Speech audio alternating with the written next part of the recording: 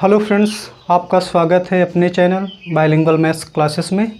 और हम लोगों ने देखिए क्लास 10 के फिजिक्स का पहला चैप्टर स्टार्ट किया था, प्रकाश का परावर्तन तथा अपवर्तन, और ये इसका दूसरा लेक्चर है। अगर आपने पहला लेक्चर नहीं देखा है तो सबसे पहले मेरे चैनल पर जाके देख लें, ताकि आपको इस लेक्चर में कोई भी प्रॉब्लम ना हो। ठीक है, तो इस लेक्चर को स्टार्ट करने से पहले हम लोग थोड़ा सा क्विक रिविजन कर लेते हैं पिछली क्लास का 2-3 मिनट में। तो देखिए हम लोगों ने इसमें पढ़ा था प्रकाश का परावर्तन। तो देखिए मैंने आपको बताया था कि जब भी कोई प्रकाश या फिर प्रकाश की किरण किसी पालिशदार व चिकने तल पर गिरती है तो उसका अधिकांश भाग उसी माध्यम में वापस लौट जाता है। प्रकाश की इसी घटना को ही हम लोग क्या कहते हैं, प्रकाश का परावर्तन कहते हैं। उसके बाद मैंने आपको बताया था कि इसमें जो किरण चिकने तल पर गिरती है उस किरण को आपतित किरण कहते हैं, और जो टकराने के बाद उसी माध्यम में वापस लौट जाती है उस किरण को परावर्तित किरण कहते हैं। और मैंने आपको बताया था कि उस दर्पण के जिस बिंदु पर वो किरण गिरती है उस बिंदु को आपतन बिंदु कहते हैं।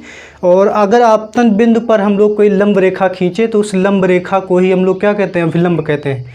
इतनी सारी चीज़ें मैंने आपको बताई थी। और इसके बाद मैंने आपको बताया था कि अभिलंब और आपतित किरण के बीच के कोण को आपतन कोण तथा अभिलंब व परावर्तित किरण के बीच के कोण को परावर्तन कोण कहते हैं। और इसके बाद हमने बात की थी परावर्तन के नियम। तो देखिए परावर्तन के 2 नियम थे। मैंने आपको पहला नियम बताया था कि जो आपतन कोण होता है जिसको हम लोग I से प्रदर्शित करते हैं, और परावर्तन कोण जिसको हम लोग R से प्रदर्शित करते हैं। तो मैंने आपको पहला नियम बताया था कि आपतन कोण तथा परावर्तन कोण सदैव बराबर होते हैं।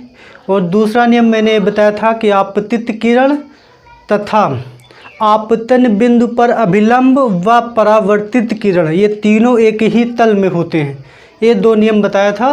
तो मैंने इतना सब कुछ आपको पिछली क्लासेस में करवा रखा है डिटेल में, आप उसको पहले देख लेंगे तो बेटर होगा।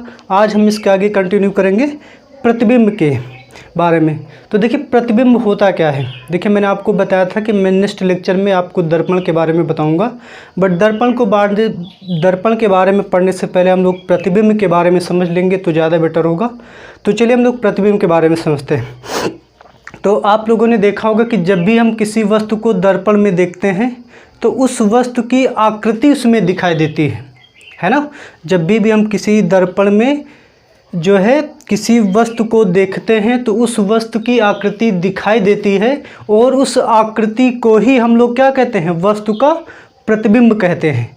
बट इसकी एक दूसरी परिभाषा भी है कि यदि कोई प्रकाश किरण किसी वस्तु के किसी बिंदु से चलती है और परावर्तन के पश्चात जिस बिंदु पर मिलती है, मैंने क्या कहा, किस वस्तु के किसी बिंदु से प्रकाश किरण चलकर परावर्तन के पश्चात किसी दूसरे बिंदु पर मिलती है या फिर मिलती हुई प्रतीत होती है, तो उस बिंदु को ही पहले बिंदु का क्या कहते हैं, प्रतिबिंब कहते हैं। मैं रिपीट करता हूँ कि यदि किसी वस्तु के किसी भी बिंदु से चलने वाली किरण परावर्तन के पश्चात किसी दूसरे बिंदु पर मिलती है या फिर मिलती हुई प्रतीत होती है, तो उस बिंदु को ही पहले बिंदु का क्या कहते हैं, प्रतिबिंब कहते हैं। और ये जो प्रतिबिंब होता है ये 2 प्रकार का होता है। एक प्रतिबिंब होता है वास्तविक प्रतिबिंब और दूसरा प्रतिबिंब होता है आभासी प्रतिबिंब। ठीक, तो प्रतिबिंब कितने प्रकार का होता है, ये होता है 2 प्रकार का। पहला होता है वास्तविक प्रतिबिंब और दूसरा जो होता है वो होता है आभासी प्रतिबिंब। और ये जितने भी टॉपिक मैं आपको पढ़ाऊंगा इस सारे के सारे टॉपिक में नोट्स आपको वीडियो के एंड में मिल जाएंगे, आप वहाँ से नोट्स बना सकते हैं ना। क्योंकि अगर मैं भी आपको यहाँ पर एक एक लाइन लिखूँगा तो आपका भी टाइम वेस्ट होगा और वीडियो की लेंथ भी ज़्यादा हो जाएगी। तो ऐसे क्या होगा ना, अगर आपको मैं बाद में नोट्स प्रोवाइड कर दूंगा आप वहाँ से नोट्स बना लेंगे, और इससे क्या होगा, कम टाइम में ज़्यादा सिलेबस कंप्लीट हो जाएगा। चलिए फिर बात करते हैं पहले हम वास्तविक प्रतिबिंब की। तो जैसा कि मैंने आपको प्रतिबिंब की परिभाषा क्या बताई कि किसी वस्तु के किसी भी बिंदु से चलने वाली किरणें परावर्तन के पश्चात जिस बिंदु पर मिलती हैं है ना, जिस बिंदु पर वास्तव में मिलती हैं या फिर मिलती हुई प्रतीत होती हैं, तो उस बिंदु को ही पहले बिंदु का क्या कहते हैं, प्रतिबिंब कहते हैं। तो इसी के आधार पर जो है प्रतिबिंब को दो पार्ट में डिवाइड कर दिया गया है।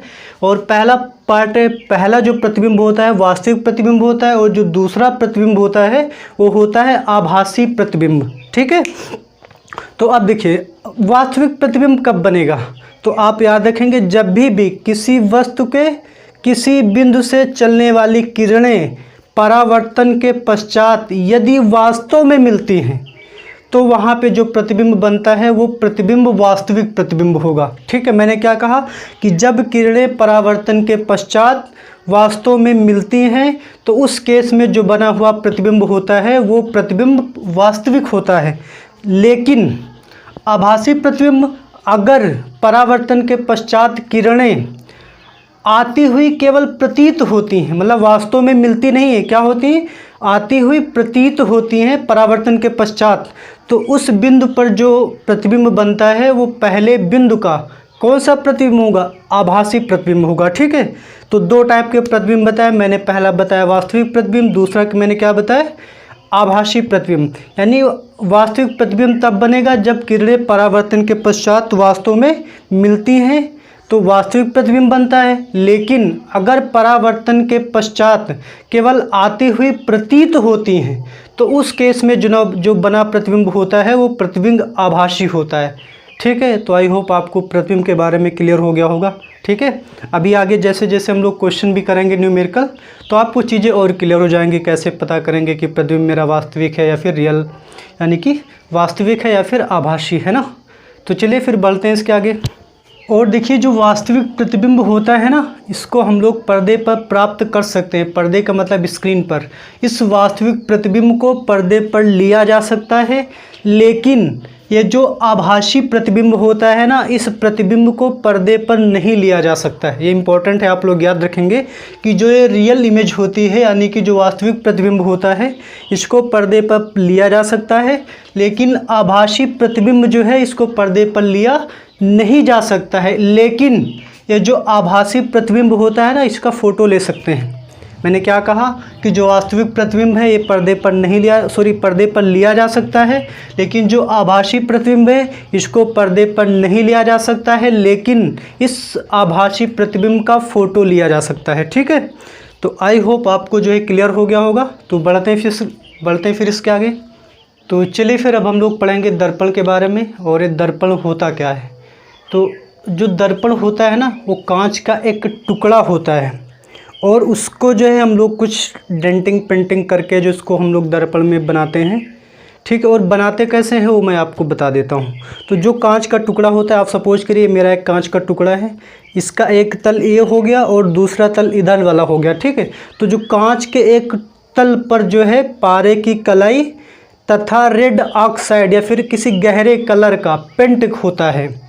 मैंने क्या कहा कि एक कांच का टुकड़ा होता है, इसके एक तरफ जो है पारे की कलाई या तथा लाल ऑक्साइड का पेंट कर दिया जाता है, और दूसरी तरफ ऐसे ही छोड़ दिया जाता है जिधर क्या होता है, परावर्तन कराया जाता है।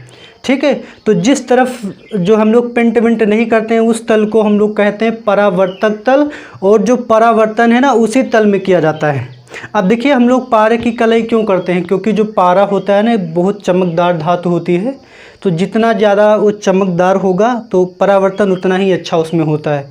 तो दर्पण होता क्या है, एक कांच का एक टुकड़ा होता है जिसके एक तरफ पारे की कलाई तथा लाल ऑक्साइड का पेंट होता है। ठीक है, और जो दर्पण होते हैं ये दो प्रकार के होते हैं। पहला होता है समतल दर्पण, और दूसरा जो होता है वो है गोलीय दर्पण। मैंने क्या कहा कि जो दर्पण होते हैं वो दो प्रकार के होते हैं। पहला होता है समतल दर्पण और जो दूसरा होता है गोलीय दर्पण। ठीक है, हमको स्पेशली जो है गोलीय दर्पण के बारे में ही पढ़ना है, बट हम लोग थोड़ा सा जानकारी लेंगे समतल दर्पण के बारे में ही। अब समतल दर्पण क्या होता है, तो सिंपली है ये जो समतल दर्पण होता है ना, एक कांच की सीधी प्लेट से बनाया जाता है। मैंने क्या कहा कि जो समतल दर्पण होता है कांच की सीधी प्लेट से बनाया जाता है, और बनाने का तरीका वही है, एक तरफ जो है पारे की कलाई तथा लाल ऑक्साइड से पेंट कर देते हैं। और जो गोली दर्पण होते हैं ये कांच के खोखले गोले का कटा हुआ भाग होता है। ये मतलब जैसे कांच का कोई खोखला गोला होता है ना, उससे काट करके जो है गोली दर्पण बनाए जाते हैं। और आप लोगों ने सुना भी होगा कि जो दर्पण होते हैं 2 प्रकार के होते हैं, एक उत्तल दर्पण और एक अवतल दर्पण। ठीक है, तो इनके बारे में हम लोग बाद में डिस्कस करेंगे। सबसे पहले हम लोग थोड़ा सा समतल दर्पण के बारे में जान लेते हैं, किसमें किस प्रकार का प्रतिबिंब बनता है, कैसा बनता है, उसकी कैरेक्टरिस्टिक्स क्या है। ठीक है, तो जो हम लोग देखते हैं अपना फेस ना, वो समतल दर्पण ही होता है। तो देखिए समतल दर्पण में जो प्रतिबिंब बनता है उसमें 3-4 प्रॉपर्टी होती हैं कि जो समतल दर्पण वाला जो बना प्रतिबिंब होता है ना, वो सीधा प्रतिबिंब होता है। आप देखते होंगे कि आप जैसे दिख रहे हैं वैसे ही होते हैं ना, जैसे हम लोग मिरर में देखते हैं तो एकदम सीधा दिखता है, आपका फेस उल्टा तो दिखता नहीं, तो वो समतल दर्पण होता है। समतल दर्पण के द्वारा जो बना प्रतिबिंब होता है, पहला पॉइंट आप लोग लिखेंगे। ये सारी नोट्स मैं आपको प्रोवाइड करूंगा, आपको केवल मेरी बातें ध्यान से सुननी है।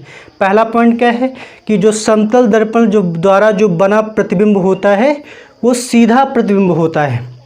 और एक बात आप लिख के रख लीजिए कि जितने भी प्रतिबिंब सीधे होते हैं ना, वे सारे के सारे प्रतिबिंब आभासी प्रतिबिंब होते हैं। उनको हम लोग पर्दे पर प्राप्त नहीं कर सकते हैं, लेकिन उनका फ़ोटो लिया जा सकता है। आप आज के बाद याद रखेंगे, जितने भी प्रतिबिंब आपको सीधे दिख रहे हैं वे सारे के सारे प्रतिबिंब कैसे होंगे, आभासी प्रतिबिंब होंगे, यानी वर्चुअल इमेज होंगी।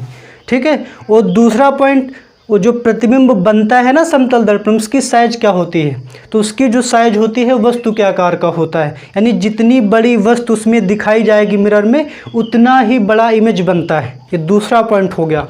और तीसरा पॉइंट क्या है, जो सपोज करिए जैसे मान लीजिए हम ही को आप एक वस्तु समझ लीजिए, तो हम मिरर से यानी दर्पण से जितनी दूर पर रहेंगे, मिरर जो है दर्पण के पीछे उतनी ही दूरी पर बनेगी।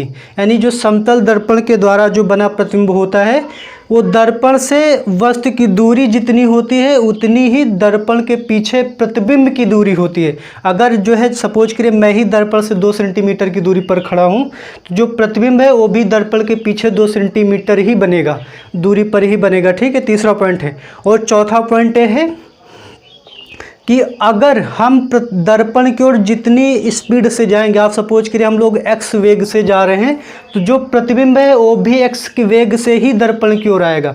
जैसे मैं अगर x के वेग से जो है दर्पण की ओर गया, तो दर्पण प्रतिबिंब भी जो है दर्पण की ओर उतने ही वेग से आएगा। लेकिन अगर हम उस प्रतिबिंब को देखेंगे तो हमको वो दोगुने वेग से आता हुआ क्या होगा, प्रतीत होगा। यानी अगर मैं x वेग से जा रहा हूँ तो जो प्रतिबिंब है वो 2x वेग से आता हुआ क्या है, प्रतीत होगा। तो ये कुछ पॉइंट है समतल दर्पण से जुड़े हुए जिनको आपको याद रखने। मैं रिपीट कर देता हूँ। पहला पॉइंट क्या है कि जो समतल दर्पण में प्रतिबिंब जो बनता है वो हमेशा सीधा प्रतिबिंब होता है, और उसके द्वारा जो बना प्रतिबिंब वो आभासी होता है। और तीसरा, वस्तु के आकार का प्रतिबिंब बनता है। और चौथा पॉइंट, जितनी दूरी पर हम दर्पण से होंगे उतनी ही दूरी पर प्रतिबिंब दर्पण से बनेगा। ठीक है। और चौथा पॉइंट एक जो आपको काफ़ी इंपॉर्टेंट याद रखना है, अगर मुझे अपना पूरी इमेज देखनी है, सपोज करें मैं चाहता हूँ कि मिरर में अपनी मैं पूरी इमेज देखूँ, तो अगर मुझे अपनी पूरी इमेज देखनी है तो दर्पण मुझसे आधी लंबाई का होना चाहिए। यानी जिस भी किसी वस्तु का प्रतिबिंब आप समतल दर्पण में देखना चाहते हैं तो दर्पण की लंबाई जो है उस वस्तु की लंबाई की क्या होनी चाहिए, आधी होनी चाहिए। तो ये सारे पॉइंट जो थे समतल दर्पण के बारे में थे, इनको आप याद रखेंगे। ठीक है। तो अब हम लोग बात करेंगे गोलीय दर्पण की। तो देखिए जो गोलीय दर्पण होते हैं मैं पहले भी बता चुका हूँ, ये कांच के खोखले गोले का कटा हुआ भाग होता है। इसमें भी देखिए दो तल होंगे, है ना। इसके एक तरफ क्या करते हैं, पारे की कलाई व लाल ऑक्साइड का पेंट कर देते हैं, और दूसरा तरफ क्या ऐसे छोड़ देते हैं परावर्तन कराने के लिए। मैंने आपको बताया कि पारे की कलाई क्यों की जाती है, क्योंकि जो पारा होता है बहुत चमकदार धातु होती है। ठीक है। तो जो गोलीय दर्पण होते हैं वो दो प्रकार के होते हैं। पहला होता है अवतल दर्पण,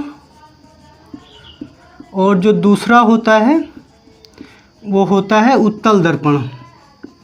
ये सारा नोट्स मैं आपको लास्ट में दे दूंगा वीडियो के, तो आप वहाँ से नोट्स बना लेंगे, है ना। केवल आपको मेरी बातें सुननी है। अगर आपको एक बार में भी कोई डाउट रह गया होगा तो आप वीडियो दोबारा रिपीट करके देखिएगा। ठीक है। तो मैंने क्या कहा कि जो गोलीय दर्पण होते हैं वो दो प्रकार के होते हैं। पहला होता है अवतल दर्पण और दूसरा होता है उत्तल दर्पण। आप सपोज करिए कि एक हमारे पास एक कांच का गोला है और एक दूसरा ये मेरे पास कांच का एक गोला है। ठीक है। और इसमें मैं क्या करूँ, इतना सा इसका पार्ट कट कर लेता हूँ। मैंने इसको क्या करिए, इतना सा पार्ट कट कर लिया और इसके मैंने एक तरफ प्रिंट कर दिया। पारे की कलाई तथा लाल अक्षर से मैंने क्या कर दिया, एक तरफ प्रिंट कर दिया। अगर मैं इस पार्ट को अलग कर दूं तो कुछ इस तरीके का दिखेगा ये पार्ट। और ये जो पार्ट मेरा बनके तैयार हुआ है, मतलब कलाई वलाई करने के बाद, यही मेरा क्या है, अवतल दर्पण है। अगर मैं इसी गोले में से मैं इधर से कट कर लूं और मैं पेंट इधर से कर दूं और मैं इस पोर्शन को पूरा उठा के अगर मैं अलग करूं तो कुछ इस टाइप का दिखेगा, है ना। तो ये जो दर्पण बनकर तैयार होगा, ये दर्पण उत्तल दर्पण होगा। और ये जो दर्पण मेरा बनके तैयार होगा, ये मेरा अवतल दर्पण होगा। अब देखिए, इनको आप परिभाषित कैसे करेंगे। मैंने कहा था कि जो दर्पण होता है उसके दो तल होते हैं। एक तरफ क्या करते हैं, पेंट वेंट कर दिया जाता है और एक तरफ परावर्तन कराने के लिए छोड़ देते हैं। तो आप इसमें देख सकते हैं, जैसे मतलब कांच के एक टुकड़ा था, खोखले कांच का ना, सॉरी खोखले गोले का, तो मैंने एक तरफ तो इसकी तरफ देखिए पेंट कर दिया और एक तरफ मैंने ऐसे ही छोड़ दिया परावर्तन कराने के लिए। तो ये मेरा क्या होगा, ये परावर्तक तल हो जाएगी। ये साइड मेरा क्या हो जाएगा, परावर्तक तल हो जाएगा। और इसमें ये रहा मेरा परावर्तक तल, ठीक। तो आप इसकी परिभाषा इस तरीके से बता सकते हैं कि वह दर्पण जिसमें परावर्तक तल दबा होता है। आप देख सकते हैं इसमें जो परावर्तक तल है वो दबा हुआ है ना। तो वह दर्पण जिसमें परावर्तक तल दबा हुआ होता है, उसी दर्पण को ही हम लोग क्या कहते हैं, अवतल दर्पण कहते हैं। और वह दर्पण जिसका जो परावर्तक तल होता है वो उभरा हुआ होता है, वे दर्पण मेरे क्या होते हैं, उत्तल दर्पण होते हैं, ठीक है। तो आई होप आपको दर्पण के बारे में भी क्लियर हो गया होगा। तो एक बार मैं फिर से बता दूं, ये मेरा दर्पण कैसा है, ये दर्पण मेरा अवतल दर्पण है और ये जो दर्पण होता है ये मेरा क्या है, उत्तल दर्पण होता है, ठीक है। अब देखिए, इनसे अगर हम लोग दर्पण के बारे में पढ़ने जा रहे हैं तो इनसे रिलेटेड कुछ परिभाषाएं भी हैं जो इनसे ही जुड़ी हुई हैं। तो उन परिभाषाओं के बारे में भी हम लोगों को पढ़ना है, क्योंकि आगे हमको प्रॉब्लम ना उठे, क्योंकि उनको बिना पढ़े कुछ हो ही नहीं सकता। तो चलिए फिर 1 बाय 1 उन परिभाषाओं को भी हम लोग पढ़ लेते हैं।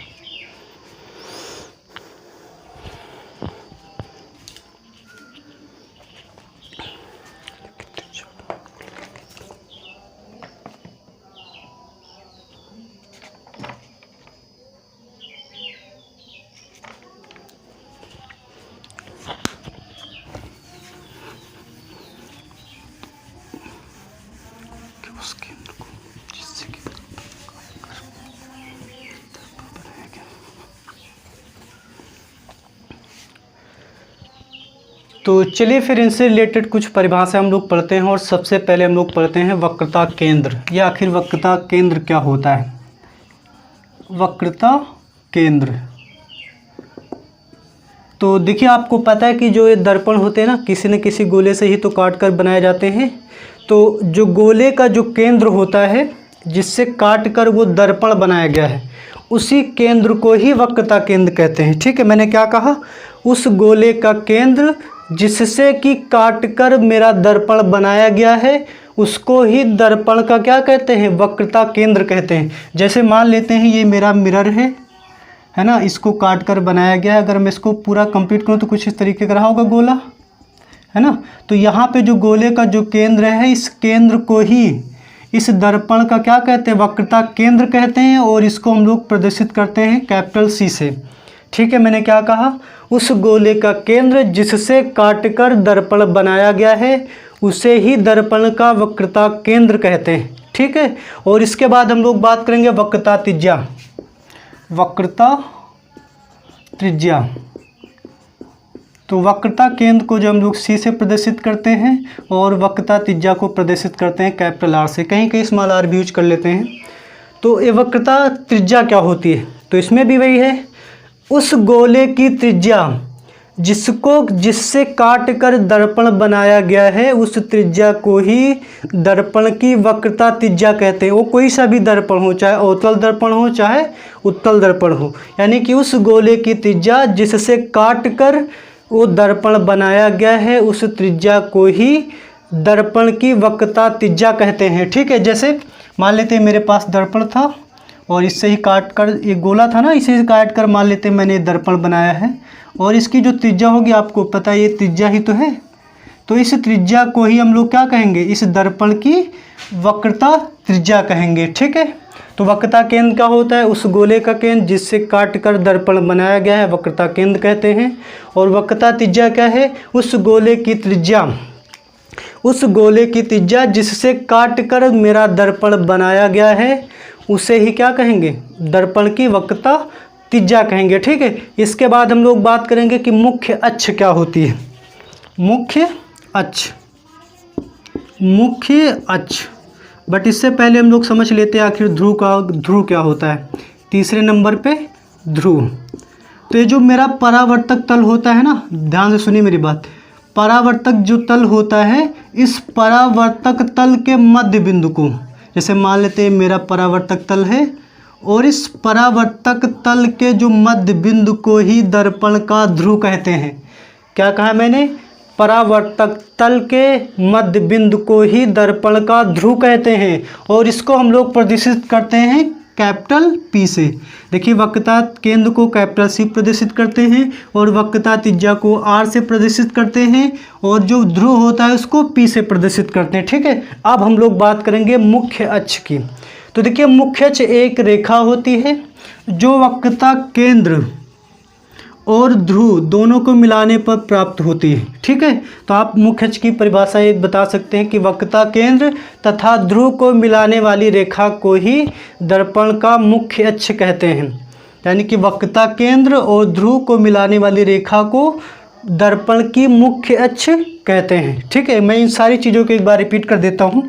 जैसे मान लिया मेरे पास से अवतल दर्पण है, और इसको अगर मैं थोड़ा सा कंप्लीट कुछ इस तरीके से करूँगा तो यहाँ पे होगा लगभग ये मेरा वक्रता केंद्र हो जाएगा, है ना। और यहाँ से ये जो दूरी होगी ये क्या हो जाएगी, ये वक्रता त्रिज्या हो जाएगी, और इस परावर्तक तल का जो ये मध्य बिंदु है ये क्या हो जाएगा, ध्रुव हो जाएगा। ये वक्रता केंद्र और ध्रुव इन दोनों को जो मिलाने वाली जो ये रेखा मैं खींच रहा हूँ, इसी रेखा को क्या कहते हैं, दर्पण की मुख्य अक्ष कहते हैं। ठीक है, तो आई होप आपको सारे टर्म्स क्लियर होंगे। अब हम लोग इसके बाद बात करेंगे दर्पण का द्वारक क्या होता है। ठीक, अब हम लोग बात करेंगे दर्पण का द्वारक।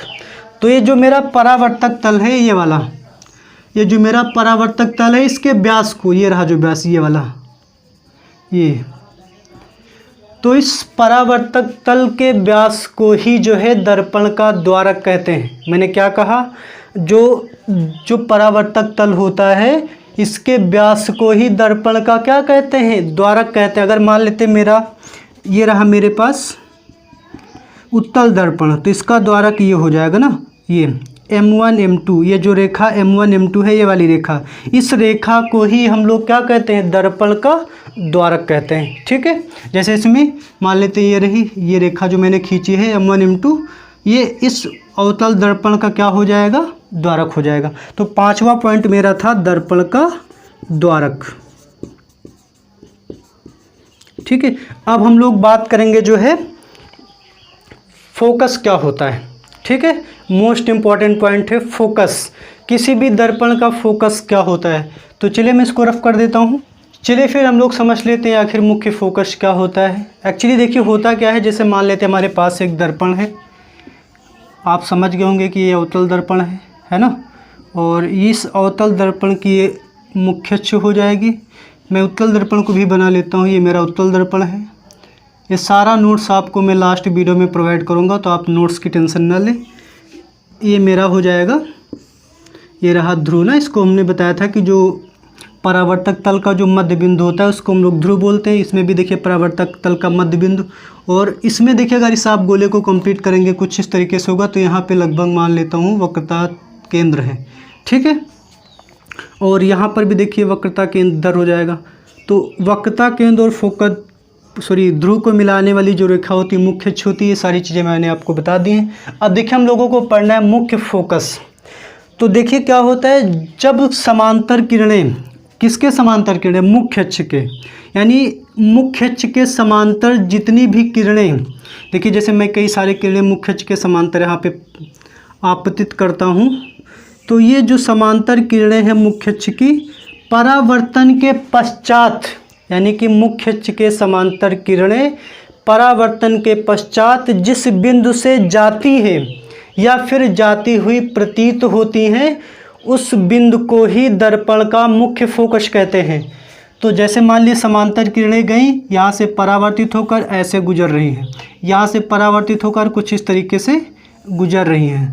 तो परावर्तन के पश्चात जितनी भी किरणें मुख्य मतलब जिस बिंदु से होकर गुजरती हैं उस बिंदु को ही दर्पण का मुख्य फोकस कहते हैं। मैं रिपीट कर देता हूँ कि मुख्य अक्ष, ये रहा मुख्य अक्ष के समांतर जाने वाली किरणें परावर्तन के पश्चात जिस बिंदु से होकर जाती हैं उस बिंदु को ही दर्पण का मुख्य फोकस कहते हैं। अब देखिए, या तो जाएंगे उस पॉइंट से या फिर उस बिंदु से जाती हुई प्रतीत होंगी। जैसे इसमें यहाँ पे किरणें ऐसे आ रही समांतर, है ना, देख सकते हैं मुख्य अक्ष, इसके समांतर किरणें आएंगी और क्योंकि पता है परावर्तक तल है तो यहाँ से परावर्तित होकर ये वापस लौट जाएंगे। लेकिन अगर आप इनको पीछे बढ़ाएंगे तो ऐसा लगेगा कि ये कहीं नहीं किसी बिंदु से होकर आ रही हैं। ठीक, अब जैसे यहाँ भी ये परावर्तित हो जाएंगे यहाँ से, लेकिन आप इनको जब पीछे बढ़ाएंगे ना तो ये किसी न किसी बिंदु से आती हुई प्रतीत होती हैं और इस बिंदु को ही दर्पण का क्या कहते हैं, फोकस कहते हैं। मैं इसकी परिभाषा फिर से रिपीट कर देता हूँ कि मुख्य अक्ष के समांतर जाने वाली किरणें परावर्तन के पश्चात जिस बिंदु से जाती हैं या फिर जाती हुई प्रतीत होती हैं उस बिंदु को ही दर्पण का मुख्य फोकस कहते हैं। ठीक है, अब देखिए ये जो अवतल दर्पण होता है ना, इसमें जो मुख्य फोकस होता है वो परावर्तक तल की ओर होता है। भाई यही तो रहा परावर्तक तल। तो ये जो अवतल दर्पण है, मैं लिख देता हूँ यहाँ पे, ये जो मेरा अवतल दर्पण है इसका जो फोकस होता है, मुख्य फोकस, वो परावर्तक तल की ओर होता है। लेकिन ये जो उत्तल दर्पण होता है इसमें जो फोकस होता है वो परावर्तक तल के दूसरी ओर होता है। देख सकते हैं परावर्तक तल मेरा ये है लेकिन जो फोकस है उस तरफ है। तो आप ये भी याद रखेंगे कि जो अवतल दर्पण का जो मुख्य फोकस होता है वो परावर्तक तल की ओर होता है, लेकिन जो उत्तल दर्पण होता है उसका जो मुख्य फोकस होता है परावर्तक तल के दूसरी ओर होता है। ठीक है, तो ये रहा मेरा मुख्य फोकस। अब इसके बाद हम लोग बात करेंगे फोकस दूरी क्या होती है। ठीक है, तो फोकस दूरी देखिए कुछ नहीं होती, आपको पता है। जैसे मेरा पॉइंट फोकस है ना, इसमें ये फोकस है। तो देखिए फोकस दूरी होती क्या है, तो आप हेडिंग लगा लेंगे फोकस दूरी।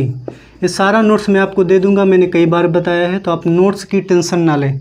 ठीक है, तो मुख्य फोकस और ध्रुव के बीच की जो दूरी होती है इसको ही हम लोग क्या कहते हैं, फोकस दूरी।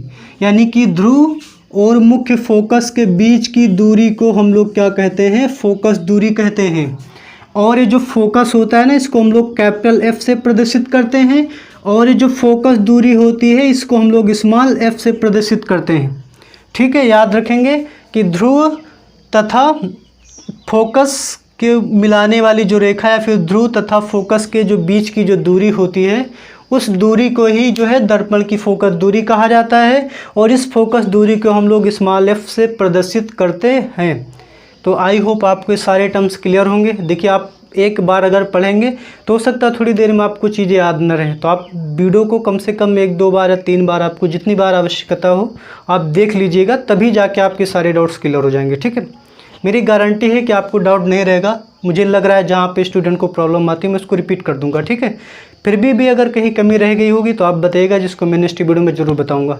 तो बढ़ते हैं फिर आगे। अब देखिए इसके आगे हमको जो एक संबंध पढ़ना है। मैंने यहाँ पे देखिए 2 टर्म्स की बात की थी, एक फोकस दूरी है ना, फोकस दूरी मैंने क्या बताया, ध्रुव और फोकस के बीच की दूरी को फोकस दूरी कहते हैं। और एक दूसरा टर्म मैंने पहले यूज किया था वक्रता त्रिज्या, यानी कि ध्रुव और वक्रता केंद्र इन दोनों के बीच की जो दूरी होती है ये क्या होती है, वक्रता त्रिज्या होती है। तो एक संबंध होता है फोकस दूरी और वक्रता त्रिज्या। वक्रता त्रिज्या को हम लोग कैपिटल R से प्रदर्शित करते हैं। तो फोकस दूरी और वक्रता त्रिज्या में एक संबंध होता है, उसी संबंध के बारे में पढ़ना है। तो आप आगे हेडिंग लगा लेंगे कि फोकस दूरी तथा वक्रता त्रिज्या में संबंध। और देखिए संबंध क्या होता है। ठीक है, अगर ये जो मेरा दर्पण का जो द्वारक है ना, ये दर्पण का द्वारक इस वक्रता त्रिज्या से छोटा हो, मैंने क्या कहा कि जो दर्पण का जो द्वारक है वो वक्रता त्रिज्या की अपेक्षा छोटा हो, तब उस केस में जो फोकस दूरी होती है वो वक्रता त्रिज्या की आधी होती है। मैंने क्या कहा कि अगर ये जो दर्पण का ये जो द्वारक है, मतलब ये वाला यही तो द्वारक मैंने आपको बताया है, ये जो द्वारक है ये वक्रता त्रिज्या की अपेक्षा छोटा हो, उस केस में जो फोकस दूरी होती है, उस केस में जो फोकस दूरी होती है वो वक्रता त्रिज्या की आधी होती है, वक्रता त्रिज्या की आधी होती है। यानी कि जो फोकस दूरी होगी वक्रता त्रिज्या की क्या होगी, आधी होगी। और मैंने कहा फोकस दूरी को हम लोग स्मॉल एफ से प्रदर्शित करते हैं और वक्रता त्रिज्या को हम लोग कैपिटल आर से प्रदर्शित करते हैं बटे 2। तो यही फोकस दूरी और वक्रता त्रिज्या में संबंध होता है। क्या संबंध होता है कि जो फोकस दूरी होती है वो वक्रता त्रिज्या की क्या होती है, आधी होती है। अभी मैं आपको इसका प्रूफ भी कराऊंगा, लेकिन चूंकि कुछ चीज़ें अभी आगे हम लोग पढ़ेंगे चिन्ह परपाटी, ठीक है, उसके बारे में हम लोग नेक्स्ट वीडियो में डिस्कस करेंगे।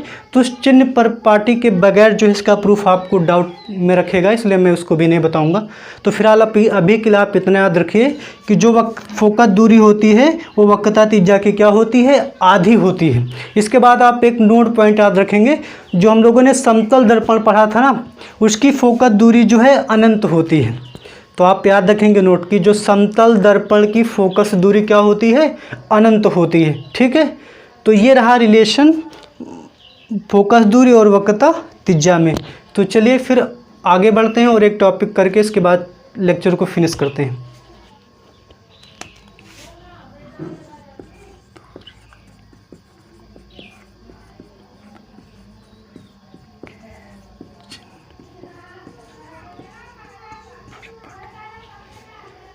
तो चलिए फिर हम लोग चिन्ह परपाटी ऐसा करते हैं, इसी में देख लेते हैं, इसके आगे हम लोग कल देखेंगे, ठीक, इसके बारे में डिस्कस कर लेते हैं। देखिए चिन्ह परपाटी होती क्या है।